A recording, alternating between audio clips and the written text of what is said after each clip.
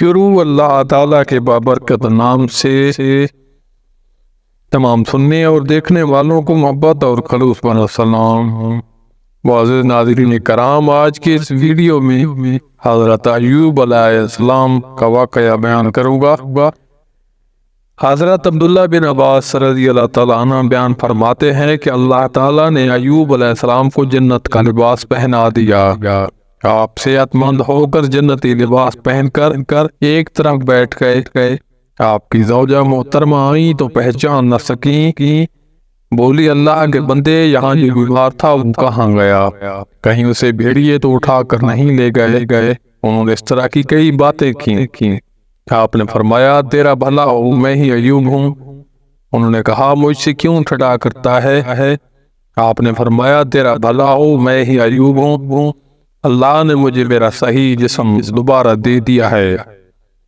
حضرت ابن عباس رضی اللہ تعالیٰ عنہ بیان کرتے ہیں، اللہ تعالیٰ نے آپ کو وہی مال اور وہی بچے دوبارہ دے دیے جو لے لیے گئے تھے، اور اسی قدر مزید بھی عنایت فرمائے۔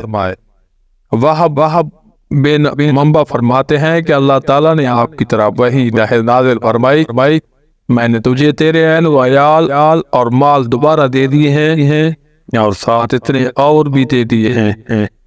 اب اس پانی سے غسل کر لے، تجھے شفا ہو جائے گی، اور اپنے ساتھیوں کی طرف سے قربانی پیش کر اور ان کے لیے مغفرت کی دعا کر، کیونکہ انہوں نے تیرے معاملے میں میری نافرمانی کی ہے۔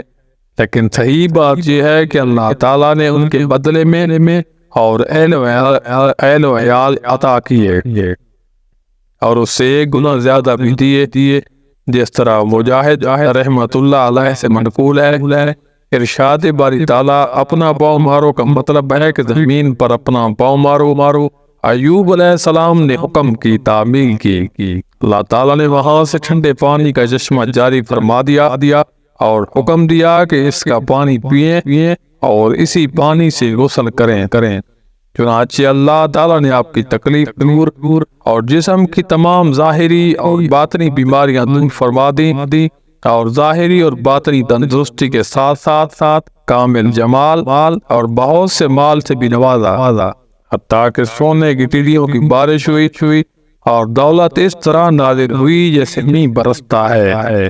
اللہ تعالیٰ نے آپ کو اہل و عیال بھی عطا فرمائے، جیسے ارشاد باری تعالیٰ ہے، اور اس کو اہل و عیال عطا فرمائے، بلکہ ان کے ساتھ اتنے اور بھی۔ بعض علماء نے اس کا مطلب یہ بیان کیا ہے کہ وہی فوت شدہ افراد زندہ ہو گئے، اور بعض نے کہا ہے کہ اللہ تعالیٰ نے فوت شدہ افراد کی جگہ اور اولاد دے دی، اور قیامت میں پہلی اور پچھلی سب اولاد جمع ہو کر آپ کو مل جائے گی اپنی خاص مہربانی سے، یعنی ہم نے آپ کی مصیبت دور کر دی اور آپ کی تکلیف ختم کر دی۔ یہ ہماری خاص مہربانی اور احسان تھا، تاکہ سچے بندوں کے لیے سبب نصیحت ہو، یعنی جس شخص کو جسم یا مال میں یا اولاد میں مبتلا مصائب پیش آئیں، وہ اللہ کے نبی حضرت ایوب علیہ السلام کی پیروی کرے، جنہیں اللہ نے اس سے بڑی آزمائش سے دوچار کیا تھا، لیکن انہوں نے صبر کیا اور اللہ سے اجر و ثواب کی امید رکھی، حتیٰ کہ اللہ تعالیٰ نے مصائب دور فرما دیے۔ اس کے بعد ایوب علیہ السلام نوح کے علاقے میں 70 سال زندہ رہے اور دین ابراہیمی پر قائم رہے۔ آپ کی وفات کے بعد لوگوں نے دین میں تبدیلیاں کر لی۔ ارشاد باری تعالیٰ ہے، اور اپنے ہاتھ میں تنکوں کو ایک مٹھا لے کر مار دے، اور قسم کے خلاف نہ کر۔ آج تو یہ ہے کہ ہم نے اسے بڑا صابر بندہ پایا، وہ بڑا نیک بندہ تھا اور اللہ کی طرف بہت رجوع کرنے والا تھا۔ مطلب یہ ہے کہ حضرت ایوب علیہ السلام نے کسی بات سے ناراض ہو کر یہ قسم کھائی تھی کہ جب وہ صحیح ہوئے تو اپنی بیوی کو 100 کوڑے ماریں گے۔ اللہ تعالیٰ نے انہیں فرمایا کہ اپنی قسم اس طرح پوری کرو کہ 100 شاخوں والی ڈہری لے کر مارو، آپ کی قسم پوری ہو جائے گی۔ یہ ایک اور خصوصی رعایت تھی اس بندے کے لیے جو تقوی اور اطاعت الہی پر پختہ رہا، اور اس خاتون کے لیے بھی جو اللہ کی رضا کے لیے نیکی کی راہ پر صبر و استقامت سے قائم رہ کر تمام دکھ جھیلتی رہی اللہ ان سے راضی ہو۔ یہی وجہ ہے کہ اللہ تعالیٰ نے اس رخصت کے بیان کے بعد اس کی وجہ ان الفاظ میں ارشاد فرمائی، آج تو یہ ہے کہ ہم نے سے بڑا صابر بندہ پایا، وہ بڑا نیک بندہ تھا اور اللہ کی طرف بڑی ہی رغبت کرنے والا تھا۔